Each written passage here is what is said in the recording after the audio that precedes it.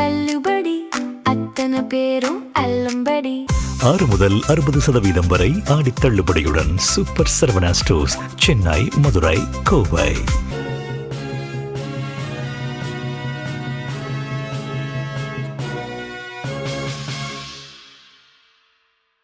வணக்கம். ஜம் செய்திகளுக்காக தமிழ் மொழி. இந்திய நேரப்படி இரவு 8:30 மணி செய்திகள். முதலில் ஜம் தலைப்புச் செய்திகளை காணலாம். ஊழல் புகாரில் சிக்கினால் அமைச்சர் பதவி பறிக்கப்படும். முதலமைச்சர் ஜோசப் விஜய் உத்தரவு. அதிமுக சட்டமன்ற உறுப்பினர்கள் ராஜினாமா செய்ததை எதிர்த்த வழக்கு சென்னை உயர்நீதிமன்றத்தில் 22ஆம் தேதி விசாரணை. மேகதாது அணைக்கு எதிராக திமுக நாடாளுமன்ற உறுப்பினர்கள் குரல் எழுப்புவார்கள். திமுக தலைவர் மு.க. ஸ்டாலின் உறுதி. மகாராஷ்டிரா மாநிலத்தில் பாலில் டிடர்ஜென்ட் பாமாயில் கலந்து தயாரிக்கப்பட்டது கண்டுபிடிப்பு. அமலாக்கத்துறை, சிபிஐ, வருமான வரித்துறை இப்போது எங்கே சென்றன? தமிழக காங்கிரஸ் தலைவர் மாணிக்கம் தாக்கூர் கேள்வி. ஒப்பந்ததாரரிடம் ரூபாய் 1,30,000 லஞ்சம் பெற்ற வழக்கில் தாவேக செங்கல்பட்டு கிழக்கு மாவட்ட இணை செயலாளர் வீராசாமி கைது. இனி விரிவான செய்திகளை காணலாம். ஊழல் புகாரில் சிக்கினால் அமைச்சர் பதவி பறிக்கப்படும் என்று முதலமைச்சர் ஜோசப் விஜய் உத்தரவிட்டுள்ளார். முதலமைச்சர் விஜய் தலைமையில் தமிழக அமைச்சரவை கூட்டம் இன்று நடைபெற்றது. பொது பட்ஜெட் மற்றும் வேளாண் பட்ஜெட்டில் இடம்பெற வேண்டிய முக்கிய அறிவிப்புகள் குறித்தும் புதிய தொழிற்சாலைகளுக்கு அனுமதி அளிப்பது குறித்தும் கூட்டத்தில் விவாதிக்கப்பட்டது. அத்துடன் புதிய திட்டங்கள் தொடங்குவது குறித்தும் ஆலோசனை நடத்தப்பட்டது. கூட்டத்தில் முதலமைச்சர் விஜய் அமைச்சர்களுக்கு பல்வேறு உத்தரவுகளை பிறப்பித்துள்ளார். அதன்படி ஊழல் புகாரில் சிக்கும் அமைச்சர்கள் மீது உடனடியாக நடவடிக்கை எடுக்கப்படும் என்றும், தவறு செய்தால் அமைச்சர் பதவி பறிக்கப்படும். தவறு செய்பவர்களில் தெரிந்தவர்கள், தெரியாதவர்கள் என்றெல்லாம் பார்க்க மாட்டேன். தவறு நடந்தது தெரிந்தால் பதவி உடனே பறிக்கப்படும் என்றும், தனது தலைமையிலான தாவேக அரசு வெளிப்படைத்தன்மை கொண்டதாக இருக்க வேண்டும் என்றும், தமிழக அரசு லஞ்சமற்ற அரசாக இருக்க வேண்டும் என்பதில் அமைச்சர்கள் உறுதியாக இருக்க வேண்டும் என்றும் முதலமைச்சர் ஜோசப் விஜய் உத்தரவிட்டுள்ளார். மேலும் பள்ளிகளுக்கு சென்று அமைச்சர்கள் ரீல்ஸ் போடுதல் உள்ளிட்ட செயல்களில் ஈடுபடக்கூடாது. அரசு அலுவலகங்கள் மற்றும் பள்ளிகளுக்கு ஆய்வு என்ற பெயரில் செல்வதை அமைச்சர்கள் தவிர்க்க வேண்டும். ஆய்வு என்ற பெயரில் பள்ளிகளுக்கு சென்று செயல்பாடுகளுக்கு இடையூறு ஏற்படுத்தக்கூடாது என்றும், அமைச்சர்கள் ரீல்ஸ் போடுதல் உள்ளிட்ட செயல்களில் ஈடுபடக்கூடாது என்றும் முதலமைச்சர் ஜோசப் விஜய் உத்தரவிட்டுள்ளார். அதிமுக சட்டமன்ற உறுப்பினர்கள் ராஜினாமா செய்ததை எதிர்த்த வழக்கு சென்னை உயர்நீதிமன்றத்தில் 22ஆம் தேதி விசாரணைக்கு வருகின்றது. சட்டமன்ற தேர்தலில் விராலிமலை, கரூர் தொகுதிகளில் வெற்றி பெற்ற அதிமுக சட்டமன்ற உறுப்பினர்கள் சி. விஜயபாஸ்கர், எம்.ஆர். விஜயபாஸ்கர் ஆகியோர் தங்களுடைய பதவிகளை ராஜினாமா செய்துவிட்டு தாவிகவில் இணைந்தனர். அவர்களுடைய ராஜினாமாவை சபாநாயகர் ஏற்றுக்கொண்டதை எதிர்த்து அதிமுக கொறடா அக்ரி கிருஷ்ணமூர்த்தி சென்னை உயர்நீதிமன்றத்தில் மனு தாக்கல் செய்திருந்தார். அந்த மனுவில் தகுதி நீக்க நடவடிக்கை நிலுவையில் இருக்கும் நிலையில் இருவருடைய ராஜினாமாவை சபாநாயகர் ஏற்றுக்கொண்டது தவறு என்றும், இந்த விவகாரத்தில் நீதிமன்றம் தலையிட வேண்டும் என்றும் கோரிக்கை விடுக்கப்பட்டிருந்தது. சபாநாயகரின் முடிவு அரசியல் சாசனத்திற்கு எதிரானது என்றும், விராலிமலை, கரூர் தொகுதிகள் காலியானதாக அறிவித்த விவகாரத்தில் மேற்கொண்டு எந்த நடவடிக்கையும் எடுக்க இடைக்கால தடை விதிக்க வேண்டும் என்றும் அந்த மனுவில் கோரிக்கை விடுக்கப்பட்டிருந்தது. இந்த மனு இன்று உயர்நீதிமன்றத்தில் விசாரணைக்கு வந்தபோது இந்த மனு குறித்து பதிலளிக்கும்படி சட்டமன்ற செயலாளர் எம்.ஆர். விஜயபாஸ்கர், சி. விஜயபாஸ்கர் ஆகியோருக்கு நீதிபதிகள் உத்தரவிட்டனர். மேலும் ஏற்கனவே 4 சட்டமன்ற உறுப்பினர்கள் ராஜினாமாவை ஏற்றதை எதிர்த்த வழக்குகளோடு சேர்த்து இந்த வழக்குகளையும் ஜூலை 22ஆம் தேதி விசாரணைக்கு பட்டியலிட நீதிபதிகள் உத்தரவிட்டுள்ளனர். மேகதாது அணைக்கு எதிராக திமுக நாடாளுமன்ற உறுப்பினர்கள் குரல் எழுப்புவார்கள் என்று திமுக தலைவர் மு.க. ஸ்டாலின் உறுதியளித்துள்ளார். திமுக தலைவர் மு.க. ஸ்டாலின் தலைமையில் இன்று அக்கட்சியின் நாடாளுமன்ற உறுப்பினர்களின் ஆலோசனைக் கூட்டம் ஆன்லைன் வாயிலாக நடைபெற்றது. கூட்டத்தில் மேகதாது அணை குறித்தும், நடைபெறவுள்ள நாடாளுமன்ற கூட்டத்தொடரில் மத்திய அரசு மீண்டும் தாக்கல் செய்ய உள்ளதாக கூறப்படும் மறு வரையறை மசோதா உள்ளிட்டவை குறித்தும் ஆலோசிக்கப்பட்டது. கூட்டத்தை தொடர்ந்து மு.க. ஸ்டாலின் தனது எக்ஸ் தள பக்கத்தில் பதிவு ஒன்றை பதிவிட்டுள்ளார். அதில் மேகதாது அணை கட்டும் முயற்சிகளுக்கு எதிராகவும் காவிரியில் தமிழ்நாட்டுக்கு உள்ள நியாயமான உரிமையை காக்கவும் திமுக நாடாளுமன்ற உறுப்பினர்கள் உரத்து குரலெழுப்புவார்கள் என்றும் ஒன்றிய அரசு கொண்டுவரும் எந்த புதிய சட்டமாக இருந்தாலும் மாநில உரிமைகளையும் அரசியலமைப்பு சட்டத்தினையும் பாதுகாத்திடும் வகையிலேயே திராவிட முன்னேற்றக் கழகத்தின் நிலைப்பாடு இருக்கும் என்றும் தமிழ்நாட்டு மக்களின் மனசாட்சியாய் ஒவ்வொரு திமுக நாடாளுமன்ற உறுப்பினர்களும் செயல்படுவார்கள் என்றும் திமுக தலைவர் மு.க. ஸ்டாலின் தெரிவித்துள்ளார்.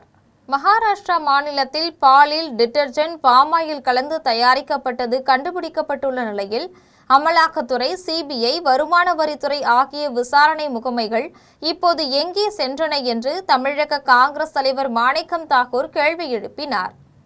மகாராஷ்டிரா மாநிலத்தில் பாலில் டிட்டர்ஜென்ட் பாமாயில் கலந்து தயாரிக்கப்பட்டது கண்டுபிடிக்கப்பட்டுள்ளது. அவ்வாறு தயாரிக்கப்பட்ட 2,30,00,000 லிட்டர் பால் மாநிலம் முழுவதும் விநியோகம் செய்யப்பட்டிருப்பது அதிர்ச்சியை ஏற்படுத்தியது. இந்த விவகாரத்தை சுட்டிக்காட்டி தமிழக காங்கிரஸ் தலைவர் மாணிக்கம் தாக்கூர் எக்ஸ் தளத்தில் பதிவு ஒன்றை வெளியிட்டுள்ளார். அதில் விளம்பரத்திற்கு விஸ்வகுரு நிர்வாகத்தால் பூஜ்ய குரு என்றும் இதுதான் பாஜகவின் லட்சணம் என்றும் மக்களின் ஆரோக்கியத்தை விட ஊழலே பிரதானம் என்றும் நாட்டின் எதிர்காலமான குழந்தைகளின் உணவில் கூட விஷம் கலக்கும் அளவிற்கு பாஜக ஊழலாட்சி மலிந்துவிட்டது. இதற்கெல்லாம் எப்போது விடிவு காலம் எனவும் மத்திய விசாரணை அமைப்புகளான அமலாக்கத்துறை, சிபிஐ, வருமான வரித்துறை ஆகிய விசாரணை முகமைகள் இப்போது எங்கே சென்றன எனவும் தமிழக காங்கிரஸ் தலைவர் மாணிக்கம் தாக்கூர் கேள்வி எழுப்பினார். திருப்போரூர் அடுத்த மாம்பாக்கம் ஊராட்சி மன்ற தலைவரும் தமிழக வெற்றிக் கழகத்தின் செங்கல்பட்டு கிழக்கு மாவட்ட இணை செயலாளருமான வீராசாமி என்பவர் ஒப்பந்ததாரரிடம் ரூபாய் 1,30,000 லஞ்சம் பெற்ற வழக்கில் அவரை காவல்துறையினர் கைது செய்தனர். செங்கல்பட்டு மாவட்டம் திருப்போரூர் அடுத்த மாம்பாக்கம் ஊராட்சி மன்ற தலைவரும் தமிழக வெற்றிக் கழகத்தின் செங்கல்பட்டு கிழக்கு மாவட்ட இணை செயலாளருமான வீராசாமி என்பவர் ஒப்பந்ததாரர் ஒருவரிடம் 1,30,000 லஞ்சமாக பெற்றதாக புகார் எழுந்தது. இது தொடர்பான வீடியோ காட்சிகள் இணையத்தில் பரவி வைரலானது. இந்த வீடியோ குறித்தும் தன் மீது சுமத்தப்பட்ட லஞ்ச புகாருக்கும் மறுப்பு தெரிவித்து செய்தியாளர்கள் மத்தியில் விளக்கம் அளித்தார். திமுகவின் தூண்டுதலின் பேரில் திட்டமிட்டு பொய்யான வீடியோவை பரப்பி தன் மீதும் தன் கட்சியின் மீதும் அவதூறு ஏற்படுத்துவதாக அவர் குற்றம் சாட்டினார். ஊராட்சி மன்ற தலைவர் வீராசாமி தொடர்ந்து தனது நண்பரான நவீன் என்பவர் கைமாற்றாக அவசரத்திற்கு பணம் வாங்கியிருந்ததாக குறிப்பிட்டார். அவ்வாறு வாங்கிய கடனை அவர் 2 தவணைகளாக திருப்பிக் கொடுத்ததாகவும் இந்த அவதூறு பரப்புரைக்கு முழு காரணம் அரசியல் சதிதான் என்றும் வீராசாமி குற்றம் சாட்டினார். இந்நிலையில் வீராசாமி கட்சியின் அனைத்து பொறுப்புகளிலிருந்தும் நீக்கப்பட்டதாக செங்கல்பட்டு கிழக்கு மாவட்ட செயலாளர் தினகரன் அறிக்கை வெளியிட்டிருந்தார். கட்சியிலிருந்து வீராசாமி நீக்கப்பட்ட நிலையில் அவர் நண்பர் என்று குறிப்பிட்ட ஒப்பந்ததாரர் நவீன் என்பவர் தாழம்பூர் காவல் நிலையத்தில் வீராசாமி தன்னை மிரட்டி பணம் கேட்டதாக புகார் அளித்தார். புகாரின் பேரில் துணை ஆணையர் ரகுபதி உத்தரவின் பேரில் ஆய்வாளர் பிரவீன் ராஜேஷ் தலைமையில் உதவி ஆய்வாளர் சுரேஷ் மற்றும் காவல்துறையினர் வீராவை கைது செய்து திருப்போரூர் நீதிமன்றத்தில் ஆஜர்படுத்தினர். கரூரில் முதலமைச்சர் ஜோசப் விஜய் பேசியது இருமாப்பின் ஆணவத்தின் அகந்தைக்கு எடுத்துக்காட்டு என்றும் ஓடு ஓடு என்று முதலமைச்சர் பாட்டு பாடி நடனம் ஆடுகின்ற கூத்து தமிழ்நாட்டில்தான் நடக்கின்றது. இதை பார்த்து மற்றவர்கள் கேலி செய்கின்ற மாநிலமாக தமிழ்நாடு உள்ளது என்றும் திருமயத்தில் முன்னாள் அமைச்சர் ரகுபதி தெரிவித்துள்ளார். புதுக்கோட்டை மாவட்டம் திருமயம் சட்டமன்ற தொகுதியில் சட்டமன்ற உறுப்பினர் அலுவலகம் திறப்பு விழா நடைபெற்றது. விழாவில் திருமயம் சட்டமன்ற உறுப்பினரும் முன்னாள் அமைச்சருமான எஸ். ரகுபதி கலந்து கொண்டு சட்டமன்ற உறுப்பினர் அலுவலகத்தை திறந்து வைத்தார். அதன் பின்னர் செய்தியாளர்களை சந்தித்து பேசினார். அப்போது பழனி கோவிலுக்கு சொந்தமான இடங்களை பத்திரப்பதிவு செய்தது செல்லாது என உயர்நீதிமன்றம் உத்தரவிட்டுள்ள நிலையிலும் கரூரில் ஒரே நாளில் 3,508 ஏக்கர் நிலங்கள் பதிவு செய்யப்பட்ட நிலையிலும் லஞ்சம் வாங்காத உத்தமர் முதலமைச்சர் ஜோசப் விஜய் சாரின் ஆட்சியின் லட்சணத்திற்கு எடுத்துக்காட்டு என்று முன்னாள் அமைச்சர் எஸ். ரகுபதி விமர்சித்துள்ளார். அந்த மாணிக்க தாகூரை பழனியையும் கரூரையும் கேளுங்க. மாணிக்க தாகூர்கிட்ட கரூர் சம்பவத்தையும் பழனி சம்பவத்தையும் கேளுங்க. அதை போல நாகர்கோயில் கிளைச்சிறை சம்பவத்தை கேளுங்க. இப்படி பல்வேறு சம்பவங்கள் இனிமேல் வந்துக்கிட்டே இருக்கும். நித்தம் கொலைகள், நித்தம் நித்தம் கற்பழிப்புகள், நித்தம் நித்தம் போக்சோ வழக்குகள், நித்தம் நித்தம் கொள்ளைகள். கன்னியாகுமரி மாவட்டம் மீன் வலைகளின் அடியில் மினி டெம்போவில் பதுக்கி கேரளாவிற்கு கடத்த முயன்ற 1050 லிட்டர் மானிய விலை மண்ணெண்ணெயை பறக்கும் படையினர் பறிமுதல் செய்து 2 நபர்களை கைது செய்தனர். கன்னியாகுமரி மாவட்ட பறக்கும் படை தனி வட்டாட்சியர் பாரதி தலைமையில் காவல்துறையினர் நள்ளிரவு மேற்கு கடற்கரை சாலை உட்பட பல பகுதிகளில் வாகன சோதனையில் ஈடுபட்டிருந்தனர். அப்போது விரிவிளை பகுதியில் வாகன சோதனை செய்தபோது மீன்வலைகளை ஏற்றி வந்த மினி டெம்போவை நிறுத்தி சோதனை செய்ததில் மானிய விலையில் மீனவர்களுக்கு வழங்கப்படும் வெள்ளை நிற மண்ணெண்ணெய் 1050 லிட்டர் மீன்வலைகளின் அடியில் பிளாஸ்டிக் கேன்களில் பதுக்கி வைக்கப்பட்டிருந்ததும் கேரளாவிற்கு கடத்தி செல்வதும் கண்டுபிடிக்கப்பட்டது.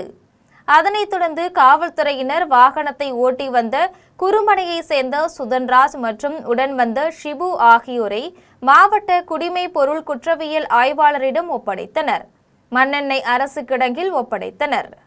வேலூர் தனியார் மருத்துவமனையில் சிகிச்சை முடித்து வீடு திரும்பிய போது ஏற்பட்ட விபத்தில் பெண் உயிரிழந்த சம்பவம் பெருமாள்பேட்டை பகுதி மக்களிடையே சோகத்தை ஏற்படுத்தியுள்ளது. திருப்பத்தூர் மாவட்டம் வாணியம்பாடி அடுத்த பெருமாள்பேட்டை பகுதியைச் சேர்ந்த விஜயகுமாரி உடல்நலம் பாதிக்கப்பட்டு வேலூரில் உள்ள தனியார் மருத்துவமனையில் சிகிச்சை பெற்ற பின்னர் இன்று கார் மூலம் வீடு திரும்பிய நிலையில் காரை விஜயகுமாரியின் மகன் ஸ்ரீதர் ஓட்டி சென்றார். கார் ஆம்பூர் அடுத்த வெங்கிலி பகுதியில் சென்னை பெங்களூரு தேசிய நெடுஞ்சாலையில் சென்றபோது திடீரென கட்டுப்பாட்டை இழந்த கார் சாலையின் முன்னால் சென்ற லாரியின் பின்பக்கம் மோதி விபத்துக்குள்ளானது. இதில் காரில் பயணம் செய்த விஜயகுமாரி சம்பவ இடத்திலேயே உயிரிழந்தார். மேலும் படுகாயமடைந்த 2 குழந்தைகள் உட்பட 4 பேரை அப்பகுதி மக்கள் உடனடியாக மீட்டு சிகிச்சைக்காக ஆம்பூர் அரசு மருத்துவமனைக்கு அனுப்பி வைத்தனர். இதுகுறித்து தகவல் அறிந்து சம்பவ இடத்திற்கு விரைந்து வந்த ஆம்பூர் கிராமிய காவல்துறையினர் உயிரிழந்த விஜயகுமாரியின் உடலை மீட்டு பிரேத பரிசோதனைக்காக ஆம்பூர் அரசு மருத்துவமனைக்கு அனுப்பி வைத்தனர். மேலும் வழக்கு பதிவு செய்து விசாரணை மேற்கொண்டனர். நெமிலி வட்டத்தில் உங்களை தேடி உங்கள் ஊரில் திட்டம் முகாம் மூலம் மாவட்ட ஆட்சியர் பிரியா ரவிச்சந்திரன் 2 நாட்கள் அனைத்து துறை அலுவலர்களுடன் நெமிலி வட்டம் முழுவதும் கள ஆய்வு மேற்கொண்டார். ராணிப்பேட்டை மாவட்டம் நெமிலி வட்டத்தில் உங்களை தேடி உங்கள் ஊரில் திட்டம் முகாம் மாவட்ட ஆட்சியர் பிரியா ரவிச்சந்திரன் தலைமையில் 2 நாட்கள் நடைபெற்றது. முகாமில் அனைத்து துறை அலுவலர்கள் கலந்து கொண்டு காவேரிப்பாக்கம், பணப்பாக்கம், நெமிலி உட்பட பகுதிகளில் உள்ள ஆரம்ப சுகாதார நிலையங்கள், கால்நடை மருந்தகம், நீர்நிலைகள், பூங்கா, பேருந்து நிலையம், காவல் நிலையம், சமூக நீதித்துறையின் கீழ் செயல்படும் மாணாக்கர்களுக்கான விடுதி, கிராம சாலைகள், தெருவிளக்குகள் என பல்வேறு இடங்களுக்கு நேரடியாக சென்று ஆய்வு செய்து பொதுமக்களிடம் நேரடியாக குறைகளை கேட்டறிந்தார். மேலும் பொதுமக்களிடம் மனுக்களை நேரடியாக பெற்று நடவடிக்கை எடுப்பதாக உறுதியளித்தனர். ஆய்வின் போது வருவாய் கோட்டாட்சியர் ரமேஷ், வட்டாட்சியர் பன்னீர்செல்வம் மற்றும் துறை சார்ந்த அலுவலர்கள் உடனிருந்தனர். குடியாத்தத்தில் நடைபெற்ற முன்னாள் முதலமைச்சர் காமராஜ் பிறந்த நாளையொட்டி நடைபெற்ற பொதுக்கூட்டத்தில் தேசிய கொடி வடிவமைத்த குடும்பத்திற்கு அமைச்சர்கள் சால்வை அணிவித்து கௌரவித்தனர். முன்னாள் முதலமைச்சர் கர்மவீரர் காமராஜரின் பிறந்த நாளையொட்டி குடியாத்தம் புதிய பேருந்து நிலையம் அருகில் வேலூர் மாவட்ட காங்கிரஸ் கட்சி சார்பில் பொதுக்கூட்டம் நடைபெற்றது. கூட்டத்தில் மாநில தலைவர் மாணிக்கம் தாக்கூர், கன்னியாகுமரி நாடாளுமன்ற உறுப்பினர் விஜய் வசந்த், அமைச்சர்கள் ராஜேஷ்குமார், விஸ்வநாதன் ஆகியோர் கலந்து கொண்டு காமராஜரின் வாழ்க்கை பணி, சமூக பணி குறித்து சிறப்புரையாற்றினர். அதனைத் தொடர்ந்து முதலாக டெல்லி செங்கோட்டையில் தேசிய கொடியினை வடிவமைத்து கொடுத்த குடியாத்தம் பகுதியைச் சேர்ந்த கோட்டா வெங்கடச்சல செட்டியாரின் குடும்பத்தினருக்கு சால்வை அணிவித்து கௌரவித்தனர். அதன் பின்னர் கல்வியில் முதலிடம் பெற்ற ராஜீவ்காந்தி பள்ளி மாணவ மாணவிகளுக்கு ஊக்கத்தொகை வழங்கினர். நிகழ்ச்சியில் மாவட்ட தலைவர் சுரேஷ்குமார், இளைஞர் காங்கிரஸ் மாவட்ட தலைவர் கல்வியாளர் விக்ரம், நகர தலைவர் நவீன் பிரபு உட்பட பலர் கலந்து கொண்டனர். காட்பாடி ரோட்டரி சங்கத்தின் புதிய நிர்வாகியாக பொறுப்பேற்ற அழகப்பனுக்கு காட்பாடி சட்டப்பேரவை உறுப்பினர் மருத்துவர் சுதாகர், குடியாத்தம் சட்டப்பேரவை உறுப்பினர் ஆசிரியைக்கா சிந்து ஆகியோர் சால்வை அணிவித்து கௌரவித்தனர். வேலூர் மாவட்டம் காட்பாடி ரோட்டரி சங்கத்தின் புதிய நிர்வாகிகள் பதவியேற்பு நிகழ்ச்சி காந்தி நகரில் உள்ள ரோட்டரி அரங்கத்தில் நடைபெற்றது. நிகழ்ச்சியில் புதிய தலைவராக ஆசிரியரும் சமூக ஆர்வலருமான அழகப்பன் பொறுப்பேற்றார்.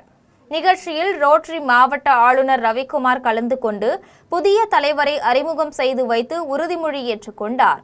நிகழ்ச்சியில் சிறப்பு அழைப்பாளராக காட்பாடி சட்டப்பேரவை உறுப்பினர் மருத்துவர் சுதாகர், குடியாத்தம் சட்டப்பேரவை உறுப்பினர் ஆசிரியை க. சிந்து ஆகியோர் கலந்து கொண்டு வாழ்த்துரை வழங்கி புதிய தலைவர் ப. அழகப்பனுக்கு சால்வை அணிவித்து வாழ்த்து தெரிவித்தனர். அதன் பின்னர் ஏழை எளியோருக்கு தையல் இயந்திரங்களையும், மாற்றுத்திறனாளிகளுக்கு 3 சக்கர வண்டியையும், மாணவ மாணவிகளுக்கு கல்வி கற்றல் உபகரணங்களையும், நலிந்த குடும்பங்களுக்கு மளிகை பொருட்கள் உள்ளிட்ட நலத்திட்ட உதவிகளையும் வழங்கினர். இதில் ரோட்டரி சங்க நிர்வாகிகள், முக்கிய பிரமுகர்கள் பலர் கலந்து கொண்டனர்.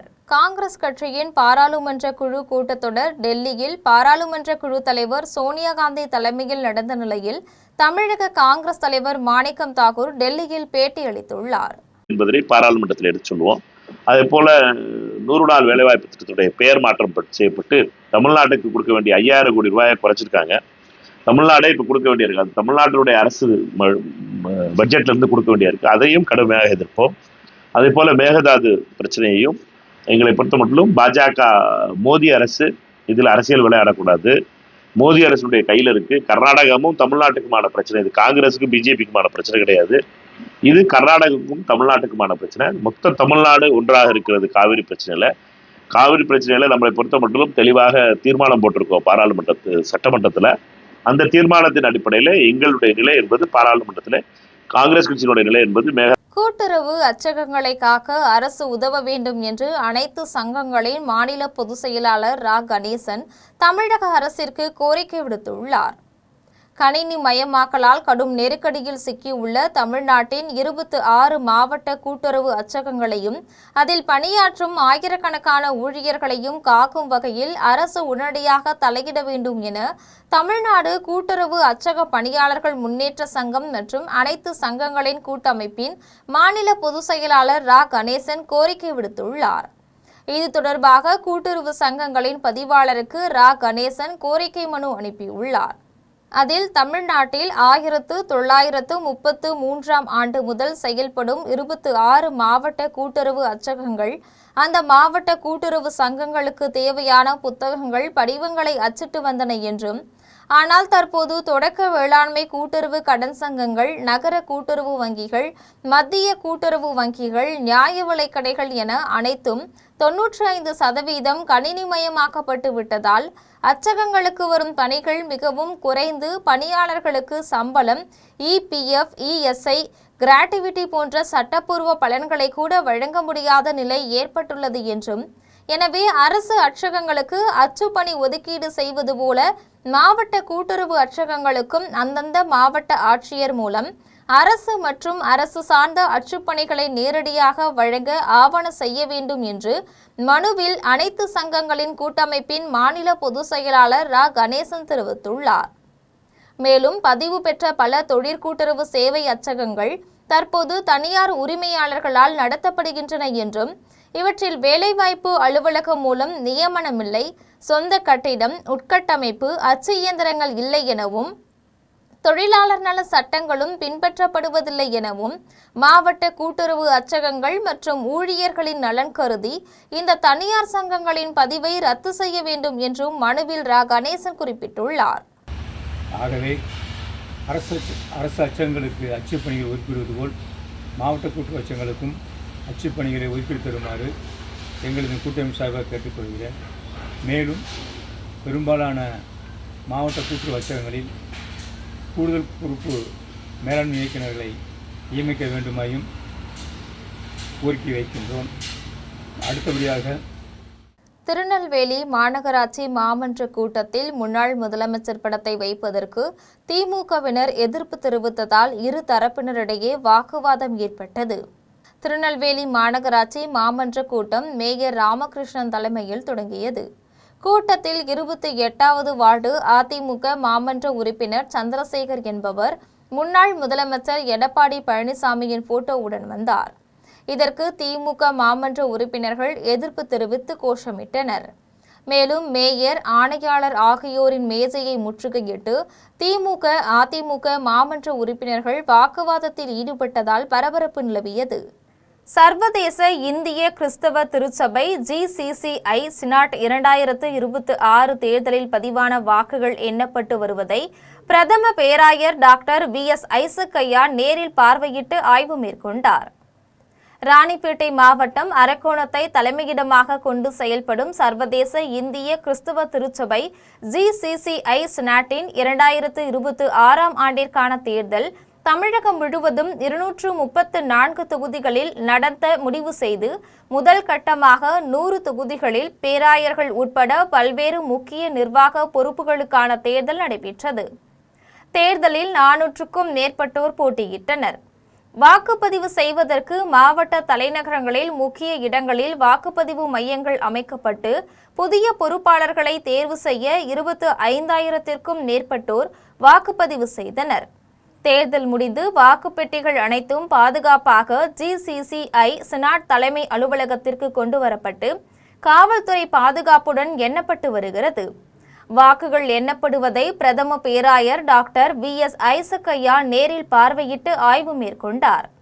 அப்போது மேலாளர் ஜெய்சன், நிர்வாகிகள் பாபுஜி, சத்யன், ஸ்ரீதர் மணி, கிருபா உட்பட முக்கிய நிர்வாகிகள் உடனிருந்தனர்.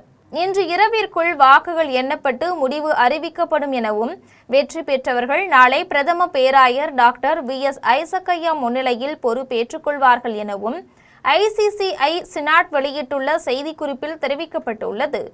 அருப்புக்கோட்டையில் கடந்த 2 வருடமாக உரிமம் புதுப்பிக்காமல் நெடுஞ்சாலைத்துறைக்கு சொந்தமான இடத்தில் செயல்பட்டு வந்த ஆவின் பாலகங்களின் பெட்டிகளை நெடுஞ்சாலைத்துறையினர் அகற்றினர். விருதுநகர் மாவட்டம் அருப்புக்கோட்டை பஜார் பகுதி, காந்தி நகர் மற்றும் ஆத்திப்பட்டி பகுதிகளில் செயல்பட்டு வந்த 3 ஆவின் பாலகங்கள் கடந்த 2 வருடமாக உரிமம் புதுப்பிக்கப்படாமல் இருந்து வந்தது. இந்நிலையில் ஆவின் பாலகங்களை அகற்ற நெடுஞ்சாலைத்துறையினர் பலமுறை நோட்டீஸ் அனுப்பியும் ஆவின் பாலகங்கள் அகற்றப்படாமல் இருந்து வந்தது. இந்நிலையில் விருதுநகர் நெடுஞ்சாலைத்துறை கோட்ட பொறியாளர் பாக்யலட்சுமி உத்தரவிட்டதை அடுத்து அருப்புக்கோட்டை உட்கோட்ட உதவி பொறியாளர் தினேஷ்குமார் முன்னிலையில் நெடுஞ்சாலைத்துறையினர் வருவாய்த்துறை அதிகாரிகளுடன் இணைந்து காவல்துறையினரின் பாதுகாப்புடன் JCB இயந்திரத்தின் மூலம் ஆவின் பாலக பெட்டிகளை அப்புறப்படுத்தினர். மேலும் நெடுஞ்சாலைத்துறைக்கு சொந்தமான இடத்தில் ஆக்கிரமிப்புகள் இருந்தால் அவை அனைத்தும் அகற்றப்படும் எனவும் அதிகாரிகள் தெரிவித்தனர். விழுப்புரம் மாவட்டத்தில் CV சண்முகம் ஆதரவாளர்கள் 11 பேரின் கட்சி பொறுப்பு நீக்கப்பட்ட நிலையில் அதனை வரவேற்று இனிப்புகள் வழங்கி கொண்டாடினர். தாவேக அரசிற்கு ஆதரவாக செயல்பட்டதால் CV சண்முகத்தின் மாவட்ட செயலாளர் மற்றும் அமைப்பு செயலாளர் பொறுப்பு பறிக்கப்பட்டது. இதையடுத்து விழுப்புரம் மாவட்டத்தின் புதிய செயலாளராக பசுபதி நியமிக்கப்பட்டார். இந்நிலையில் கடந்த 11ஆம் தேதி செஞ்சி அடுத்த நாட்டார்மங்கலம் பகுதியில் மாவட்ட செயலாளர்கள் பசுபதி தலைமையில் நிர்வாகிகள் ஆலோசனை கூட்டம் நடைபெற்றது. அப்போது CV சண்முகம் ஆதரவாளர்களுக்கும் மாவட்ட செயலாளர் பசுபதி ஆதரவாளர்களுக்கும் இடையே மோதல் ஏற்பட்டது. இந்நிலையில் CV சண்முகம் ஆதரவாளராக இருந்த மாவட்ட இணை செயலாளர் ஆனந்தி, பொருளாளர் வெங்கடேசன், இளைஞர் பாசறை, இளம் பெண்கள் பாசறை செயலாளர் ஜெயபிரகாஷ் உள்ளிட்ட 11 பேரின் கட்சி பொறுப்பை நீக்கி அதிமுக பொதுச் செயலாளர் எடப்பாடி பழனிசாமி அறிவித்துள்ளார். இந்நிலையில் விழுப்புரம் மாவட்டம் திண்டிவனத்தில் கட்சி பொறுப்பு பறிக்கப்பட்ட 11 நிர்வாகிகள் கட்சி பொறுப்பிலிருந்து நீக்கப்பட்டதை வரவேற்று தொண்டர்கள் மற்றும் பொதுமக்களுக்கு இனிப்புகள் வழங்கி கொண்டாடினர். இதையடுத்து இளைஞர் மற்றும் இளம்பெண்கள் பாசறை செயலாளராக இருந்த ஜெயபிரகாஷ் செய்தியாளர்களை சந்தித்து பேசினார். அப்போது எடப்பாடி செய்வது நியாயமா என தொண்டர்கள் யோசித்து பார்க்க வேண்டும் என்றும், ஆட்சி அமைக்க உதயநிதி ஸ்டாலினுடன் பேச்சுவார்த்தை நடத்தவில்லை என எடப்பாடி பழனிசாமியார் கூற முடியுமா என கேள்வி எழுப்பினார். இது தொடர்பாக மேலும் அவர் தெரிவிக்கையில், தயவு செய்து ஞானமா பண்ணுங்க, புரிதுங்களா? ஏன்னா நாங்கள்லாம் புரட்சி தலைவி அம்மாவுடைய பிள்ளைகள், உங்களுடைய எல்லாம் கிடையாது. உங்களெல்லாம் நாங்களாம் அம்மாவுடைய கட்டுப்பாட்டில் அம்மாவுடைய விசுவாசிகளாக நாங்கள் இருக்கிறோம். எங்களை நீங்கள் நீக்கிட்டு போகிறீங்க, ரொம்ப ரொம்ப சந்தோஷம். இந்த சாராய வியாபாரி தான் இந்த மாவட்டத்தை கட்டி காக்க போகிறாரு. எப்படி காக்க போகிறாரு நான் சொல்கிறேன், நல்லா சூப்பராக காப்பார். இதான் கடைசி விழுப்புரம் மாவட்டத்தில் அதிமுக ஜெயிச்ச வரலாறு இதோட முடிஞ்சு போச்சு. இன்னும் நம்ம நம்புறோம்ல. கோழி உற்பத்தி நிறுவனங்கள் அரசின் விதிமுறைகளை மீறி செயல்படுவதாக கூறி கோழி வணிகர்கள் அமைப்பினர் மாவட்ட ஆட்சியரிடம் மனு அளித்தனர். தமிழ்நாடு கோழி வணிகர்களின் கூட்டமைப்பினர் கோழி உற்பத்தி நிறுவனங்களின் முறைகேடுகள் குறித்து மாவட்ட ஆட்சியரிடம் கோரிக்கை மனு அளித்தனர். மனுவில் சில கோழி உற்பத்தி நிறுவனங்கள் அரசின் தீவன கட்டுப்பாட்டு விதிமுறைகளை பின்பற்றாமல் கோழிகளுக்கு தேவைக்கு அதிகமாக தீவனங்களை வழங்கி உடல் எடையை செயற்கையாக உயர்த்தி விற்பனை செய்து வருவதாக குற்றம் சாட்டினர். மேலும் முறைகேடுகளால் கோழி விலை ரூபாய் 20 முதல் ரூபாய் 30 வரை அதிகரித்து பொதுமக்கள் மீது கூடுதல் விலையை சுமத்துகின்றனர் என்றும் குறிப்பிட்டுள்ளனர். மேலும் கோழியின் விலை உயர்வு மற்றும் தரக்குறைவு பிரச்சினைகள் நீடித்தால் மாநிலம் முழுவதும் கோழி விற்பனை நிறுத்தப்படும் என வணிகர்கள் கூட்டமைப்பினர் எச்சரிக்கை விடுத்துள்ளனர். மேலும் இதுகுறித்து பலமுறை அறிவுறுத்தப்பட்டும் மாற்றம் ஏற்படுத்தவில்லை என்பதால் தமிழ்நாடு முழுவதும் கோழி விற்பனையை நிறுத்தும் நிலை உருவாகியுள்ளதாகவும் விழுப்புரம் மற்றும் சுற்றுப்புற பகுதிகளில் செயல்படும் நிறுவனங்களின் விவரங்கள் மாவட்ட நிர்வாகத்திற்கு வழங்கப்பட்டுள்ளதாகவும் மனுவில் குறிப்பிட்டுள்ளனர்.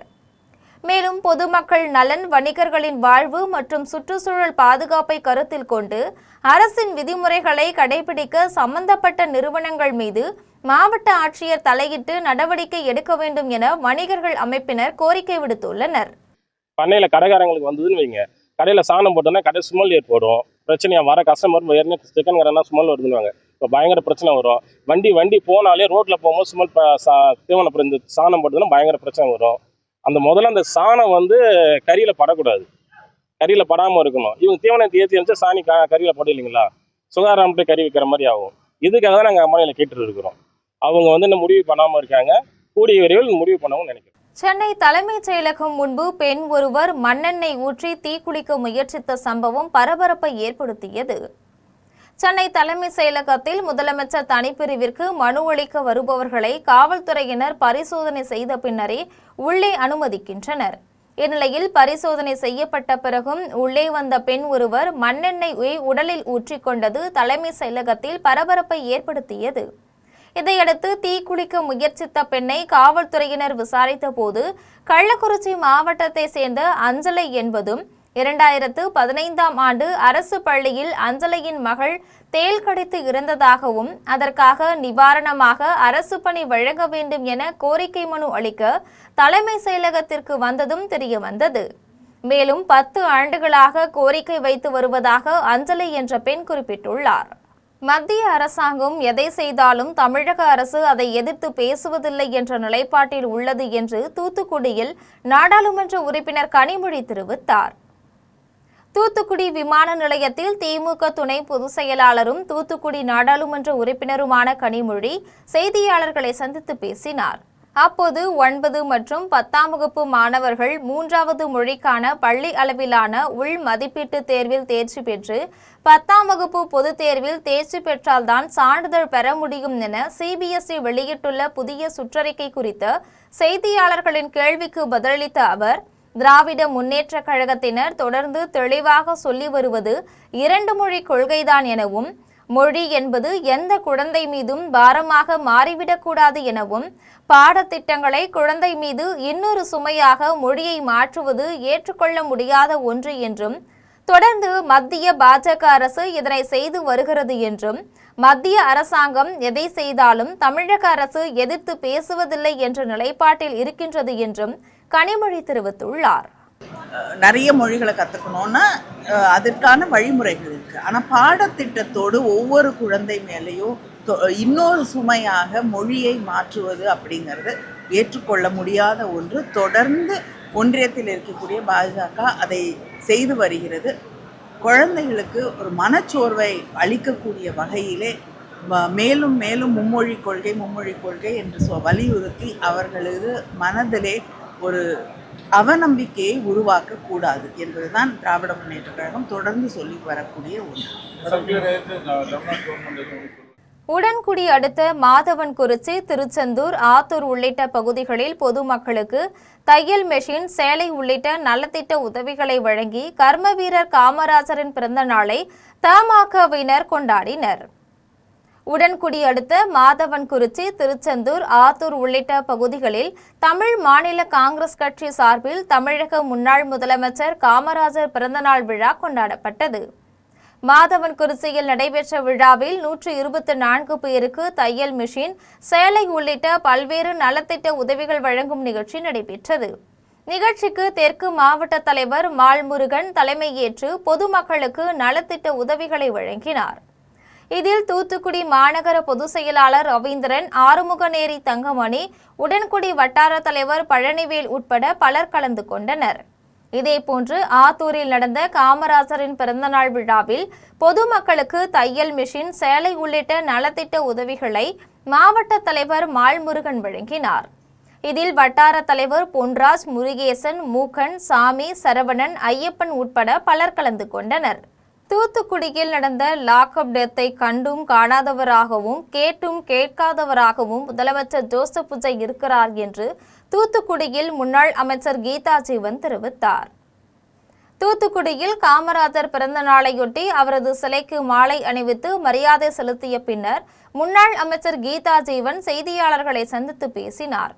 அப்போது தமிழகத்தில் லாக்அப் டெத் மட்டுமல்ல, நகைக்காக முதியோர், பெண்கள் கொலை செய்யப்பட்டு நகைகள் திருடப்படுகின்றது எனவும், கஞ்சா உள்ளிட்ட போதைப் பொருட்களின் நடமாட்டங்கள் அதிகரித்துள்ளது என்றும், இதனால் தினமும் கைது செய்யப்படுகின்றார்கள் எனவும், இதுவரை 4 லாக்அப் டெத் நடந்துள்ளது. ஒரு லாக்அப் டெத்திற்காவது வாய் திறந்து பேசாமல் தளபதி ஸ்டாலினை வாய்க்கிழிய பேசிய முதலமைச்சர் விஜய் இன்று மௌனம் காக்கின்றார் என்றும், தமிழ்நாட்டில் சட்டம் ஒழுங்கு சந்தி சிரிக்கின்றது எனவும், மக்களுக்கு நிம்மதியான வாழ்க்கை இல்லை, பெண்கள் மற்றும் குழந்தைகளுக்கு பாதுகாப்பே இல்லை எனவும் முன்னாள் அமைச்சர் கீதா ஜீவன் தெரிவித்துள்ளார். வழங்கப்படவில்லை. விவசாயிகள் எல்லாம் மிகவும் சோர்ந்து போயிருக்கிறாங்க. ஆனால் ஆளுங்கட்சியினர் என்ன சொல்றாங்க? திமுக தான் இவங்களை ஏவி விடுது, தூண்டி விடுதுன்னு சொல்றாங்க. ஆனால் உண்மை நிலவரம் அல்ல. விவசாயிகளுடைய பயிர்க்கடனும் முழுமையாக தள்ளுபடி பண்ணல. ஆனால் தளபதியார் தள்ளுபடி பண்ணியிருந்தார். ஆனால் இன்னைக்கு தண்ணியும் வழங்கலை. தண்ணி வழங்குவதற்கு மேகதாவை அணை கட்டுறதுக்கு இவர் ஓங்கி உறுதியாக ஒரு தடை சொல்வதற்கோ அந்த அரசை அங்கே ஆளுகின்ற காங்கிரஸ் அரசு நடவடிக்கை எடுக்கும், முதலமைச்சர் நடவடிக்கை எடுக்கலை. இல்லை, இந்த விவசாயிகளுடைய பிரச்சனைக்கு ஏதாவது நடவடிக்கை எடுக்கணும், எடுக்கலை. ஆகவே கண்டும் காணாதவராக கேட்டும் கேளாதவராக முதலமைச்சர் இருந்து வருகிறார். தமிழக வெற்றி கழக சட்டமன்ற உறுப்பினர்கள் மீது முதலமைச்சர் ஜோசப் விஜய்க்கு நம்பிக்கை இல்லை என்று தூத்துக்குடியில் சட்டமன்ற உறுப்பினர் அனிதா ராதாகிருஷ்ணன் தெரிவித்துள்ளார். தூத்துக்குடியில் காமராஜர் பிறந்த நாளையொட்டி அவரது சிலைக்கு மாலை அணிவித்து மரியாதை செலுத்திய பின்னர் திருச்செந்தூர் சட்டமன்ற உறுப்பினர் அனிதா ராதாகிருஷ்ணன் செய்தியாளர்களை சந்தித்து பேசினார்.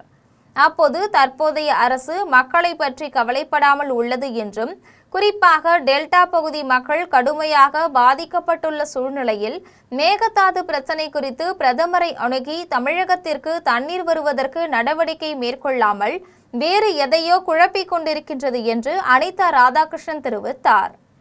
மேலும் மக்களை ஏமாற்ற என்னென்ன வழிகள் இருக்கின்றதோ அதை மட்டும் தாவேக அரசு செய்து வருகிறது எனவும், இதனால் இந்த முதலமைச்சர் தேவையா என டெல்டா மக்கள் கேள்வி எழுப்பும் நிலை ஏற்பட்டுள்ளது என்றும், இன்று இருக்கக்கூடிய சட்டமன்ற உறுப்பினர்கள் மீது முதலமைச்சருக்கு நம்பிக்கை இல்லை என்றும் அனிதா ராதாகிருஷ்ணன் தெரிவித்தார். மயிலாடுதுறை அருகே இடப்பிரச்சினை தொடர்பாக இரு தரப்பினர் புகார் அளித்ததன் பேரில் இடத்தை ஆய்வு செய்ய சென்ற மயிலாடுதுறை மாவட்ட வருவாய் அலுவலரை பணி செய்ய விடாமல் தடுத்த திமுக மாவட்ட துணை செயலாளர் மீது மயிலாடுதுறை காவல் நிலையத்தில் கிராம நிர்வாக அலுவலர் புகார் அளித்துள்ளார். மயிலாடுதுறை மாவட்டம் மயிலாடுதுறை அடுத்த ஜிவிஎம் நகரில் வருவாய்த்துறையில் ஓய்வு பெற்ற தியாகராஜன் என்பவர் மனைவி ரேவதியுடன் வசித்து வருகிறார். இந்நிலையில் இவர்கள் பட்டமங்கலத்தில் திருவள்ளுவர் தெருவில் கடந்த 2011ஆம் ஆண்டு 1000 சதுர அடி நிலத்தை ஜெயலட்சுமி என்பவரிடம் கிரயமாக வாங்கினர். அதே ஊராட்சியில் திமுக மாவட்ட துணை செயலாளராக பதவி வகித்து வரும் செல்வமணி என்பவர் தங்களது இடத்தை ஆக்கிரமிக்கும் நோக்கில் செயல்பட்டு வருவதாக மாவட்ட ஆட்சியர் அலுவலகத்தில் நடைபெற்ற மக்கள் குறைதீர் கூட்டத்தில் புகார் தெரிவித்துள்ளார். இதேபோன்று தியாகராஜன் வாங்கியதாக கூறப்படும் இடம் ஊராட்சி பொதுமக்கள் பயன்படுத்தும் விளையாட்டு மைதானத்தை தியாகராஜன் வருவாய்த்துறையில் கிராம உதவியாளராக இருந்ததை பயன்படுத்தி போலி ஆவணங்களை தயார் செய்து இடத்தை தனது மனைவி ரேவதி பெயரில் பட்டா வாங்கியுள்ளதாக கிராம மக்களுடன் செல்வமணி சென்று மாவட்ட ஆட்சியர் ஸ்ரீகாந்தை சந்தித்து புகார் மனு அளித்துள்ளார். மேலும் விளையாட்டு மைதானத்தின் 10,000 சதுர அடியில் சர்வேக்கள் போடுவதற்கு எதிர்ப்பு தெரிவித்து வந்துள்ளார். இந்நிலையில் இன்று பட்டமங்கலம் ஊராட்சியில் நடைபெற்ற உங்களை தேடி உங்கள் ஊரில் முகாமில் பங்கேற்பதற்காக வருகை புரிந்த மாவட்ட வருவாய் அலுவலர் பூங்கொடியிடம் விளையாட்டு மைதானத்தின் இடத்தை தனிநபர் ஆக்கிரமித்துள்ளதை பார்வையிட தியாகராஜன் அழைத்ததன் பேரில் இடத்தை ஆய்வு செய்ய மாவட்ட வருவாய் அலுவலர் காரில் ஏறி புறப்பட்டார். அப்போது காரை வழிமறித்து அரசு பணி செய்ய விடாமல் வருவாய் அலுவலரை தடுத்து தகாத வார்த்தைகளால் செல்வமணி திட்டியதால் இந்த சம்பவம் குறித்து வருவாய் அலுவலர் மாவட்ட ஆட்சியர் ஸ்ரீகாந்த் கவனத்திற்கு கொண்டு சென்றார். இதையடுத்து மாவட்ட ஆட்சியர் அறிவுறுத்தலின் பேரில் பட்டமங்கலம் கிராம நிர்வாக அலுவலர் சதீஷ் மயிலாடுதுறை காவல் நிலையத்தில் புகார் அளித்தார். இதையடுத்து கிராம கணக்குகளை வருவாய் அலுவலர் ஆய்வு செய்ததில் பிரச்சினைக்குரிய இடம் களம் புறம்போக்கு எனவும் 1998ஆம் ஆண்டு பட்டா வழங்கப்பட்டுள்ளதாகவும் பட்டா வழங்கப்பட்ட கோப்பினை ஆய்வு செய்து நடவடிக்கை எடுக்கப்படும் எனவும் தெரிவித்துவிட்டு காரில் ஏறிய வருவாய் அலுவலரை தடுத்து நிறுத்தி தகாத வார்த்தைகளால் திட்டினார். இதுகுறித்து புகார் தெரிவித்ததன் பேரில் காவல்துறையினர் வந்ததும் அந்த இடத்தை விட்டு செல்வமணி சென்றார். இந்நிலையில் வருவாய் அலுவலரை பணி செய்ய விடாமல் தடுத்த திமுக மாவட்ட துணை செயலாளர் செல்வமணியிடம் காவல்துறையினர் விசாரணை மேற்கொண்டனர். அருமனை அருகே உத்தரங்கோடு பகுதியில் சிக்னல் போடாத போது சாலையை கடக்க முயன்ற 2 இருசக்கர வாகனங்கள் மோதிக்கொண்ட விபத்தில் வாகன ஓட்டுநர்கள் 2 சாலையில் தூக்கி வீசப்பட்டு அதிர்ஷ்டவசமாக உயிர் தப்பினர். கன்னியாகுமரி மாவட்ட மேற்கு மலையோர பகுதியான அருமனை பகுதியை அடுத்த உத்தரங்கோட்டில் வளைவான பகுதியில் அவ்வப்போது விபத்துகள் ஏற்படுகின்றது. இந்நிலையில் இன்று காலையில் இந்த வழியாக இருசக்கர வாகனத்தில் வந்த நபர் சிக்னல் போடாத நேரத்தில் கவனக்குறைவாக சாலையை கடக்க முயன்றுள்ளார். அதே நேரத்தில் பின்னால் இருசக்கர வாகனத்தில் வந்த நபர் முன்னால் சென்ற இருசக்கர வாகனத்தின் மீது மோதியதில் 2 தூக்கி வீசப்பட்டனர். அப்போது இருசக்கர வாகனத்திற்கு பின்னால் வந்த அரசு பேருந்து உடனடியாக நிறுத்தப்பட்டதால் சிறு காயங்களுடன் 2 உயிர் தப்பினர். 2வரையும் அப்பகுதி மக்கள் மீட்டு அருகில் உள்ள மருத்துவமனையில் அனுமதித்தனர். இதனிடையே உத்தரங்கோட்டின் வளைவில் அடிக்கடி விபத்து ஏற்படுவதால் விபத்து ஏற்படாமல் தடுக்க நடவடிக்கை எடுக்க வேண்டும் என அப்பகுதி மக்கள் கோரிக்கை விடுத்தனர். இந்த விபத்தின் சிசிடிவி காட்சிகள் தற்போது சமூக வலைதளத்தில் வைரலாகி வருகின்றது. கும்பகோணத்தில் அரசு உதவி பெறும் ஸ்ரீ கிருஷ்ணா பள்ளியில் ஏற்பட்ட தீ விபத்தில் 94 குழந்தைகள் உயிரிழந்த துயர சம்பவத்தின் 22ஆம் ஆண்டு நினைவு தின அனுசரிப்பு நிகழ்ச்சி நடைபெற்றது. கும்பகோணத்தில் கடந்த 2004ஆம் ஆண்டு ஜூலை 16ஆம் தேதி காசிராமன் தெருவில் உள்ள அரசு உதவி பெறும் ஸ்ரீ கிருஷ்ணா பள்ளியில் திடீர் தீ விபத்து ஏற்பட்டது. இந்த தீ விபத்தில் 94 குழந்தைகள் தீயில் கருகி பரிதாபமாக உயிரிழந்தனர். 19 குழந்தைகள் காயமடைந்தனர். இந்த துயர சம்பவம் தமிழகம் முழுவதும் சோகத்தை ஏற்படுத்தியது. ஆண்டுதோறும் இறந்த குழந்தைகளின் நினைவு தினம் ஜூலை 16ஆம் தேதி அனுசரிக்கப்பட்டு வருகின்றது.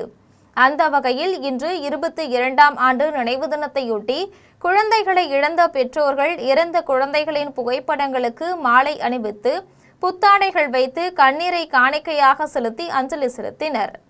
இதேபோன்று பல தன்னார்வ அமைப்பினரும் அரசியல் கட்சியினரும் பொதுமக்களும் இறந்த குழந்தைகளுக்கு நினைவஞ்சலி செலுத்தும் விதமாக உணவுப் பொருட்களை படைத்து மலர் தூவி அவர்களின் புகைப்படங்களுக்கு மரியாதை செலுத்தினர்.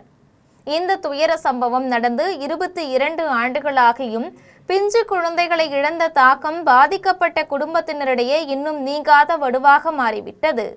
மீண்டும் தலைப்புச் செய்திகள். ஊழல் புகாரில் சிக்கினால் அமைச்சர் பதவி பறிக்கப்படும். முதலமைச்சர் ஜோசப் விஜய் உத்தரவு. அதிமுக சட்டமன்ற உறுப்பினர்கள் ராஜினாமா செய்ததை எதிர்த்த வழக்கு சென்னை உயர்நீதிமன்றத்தில் 22ஆம் தேதி விசாரணை. மேகதாது அணைக்கு எதிராக திமுக நாடாளுமன்ற உறுப்பினர்கள் குரல் எழுப்புவார்கள். திமுக தலைவர் மு.க. ஸ்டாலின் உறுதி. மகாராஷ்டிரா மாநிலத்தில் பாலில் டிடர்ஜென்ட் பாமாயில் கலந்து தயாரிக்கப்பட்டது கண்டுபிடிப்பு. அமலாக்கத்துறை, சிபிஐ, வருமான வரித்துறை இப்போது எங்கே சென்றன? தமிழக காங்கிரஸ் தலைவர் மாணிக்கம் தாக்கூர் கேள்வி. ஒப்பந்ததாரரிடம் ரூபாய் 1,30,000 லஞ்சம் பெற்ற வழக்கில் தாவேக செங்கல்பட்டு கிழக்கு மாவட்ட இணை செயலாளர் வீராசாமி கைது. இத்துடன் செய்திகள் நிறைவடைகின்றன. மீண்டும் செய்திகள் நள்ளிரவு 12 மணிக்கு. உடனுக்குடன் செய்திகளை காண GemLive.tv என்ற இணையதளத்தில் இணைந்திருங்கள். நன்றி, வணக்கம்.